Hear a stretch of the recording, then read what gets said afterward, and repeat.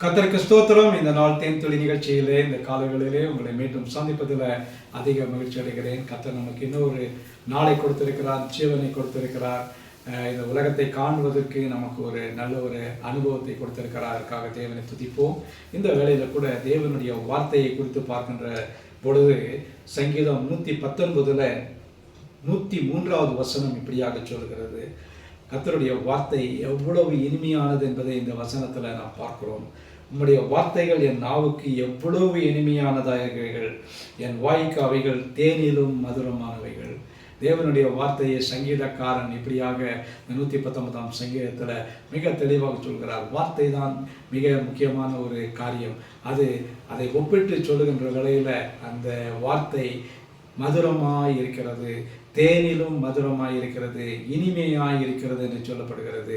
தேவனுடைய வார்த்தைகள் ஒவ்வொன்றும் தேன் கூட்டிலிருந்து ஒழுகுகிற தேனுக்கு சமமாய் இருப்பது என்று 19வது சங்கீதத்தில் பார்க்கிறோம்.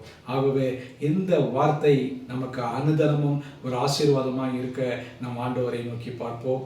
இந்த வார்த்தை எவ்வளவு இனிமையாக இருக்கிறது என்பதை நாம் ருசித்து பார்த்தால்தான் அது நமக்கு நன்றாக தெரியும். இந்த வார்த்தையை ஒரு தேனை நாம் ஒரு பாட்டிலிலே போட்டு அதை பார்த்து இனிமையாக இருக்கும் என்று சொல்கிற பொழுது கூட அது இனிமையாக இருக்காது. அதற்கு பதிலாக அவைகளை எடுத்து சுவைக்கும் பொழுது தான் அந்த இனிமை நமக்கு தெரியக்கூடியதாக இருக்கும், அது மதுரமாக இருக்கும். ஆகவே இந்த தேவனுடைய வார்த்தையை நாம் எடுத்து உட்கொண்டு அதை நம்முடைய உள்ளுக்கு அனுப்பி அதன் மூலமாக நாம் நம்முடைய ஆசீர்வாதத்தை பெற்றுக்கொள்கிற வேளையில் நம்முடைய வாயிலிருந்து புறப்படுகிற வார்த்தைகளும் இந்த தேனை காட்டிலும் மதுரமுள்ளதாக இருக்கும், கசப்பாக இருக்காது, யாரையும் அது காயப்படுத்தாது. ஆகவே தேவனுடைய வார்த்தை எவ்வளவு இனிமையாக இருக்கிறதோ அதை போல நம்முடைய வார்த்தைகளும் இனிமையாக இருக்க வேண்டும். ஆகவே இந்த தேவ வார்த்தையை, இனிமையான வார்த்தையை அனுதினமும் நாம் புசிப்போம்.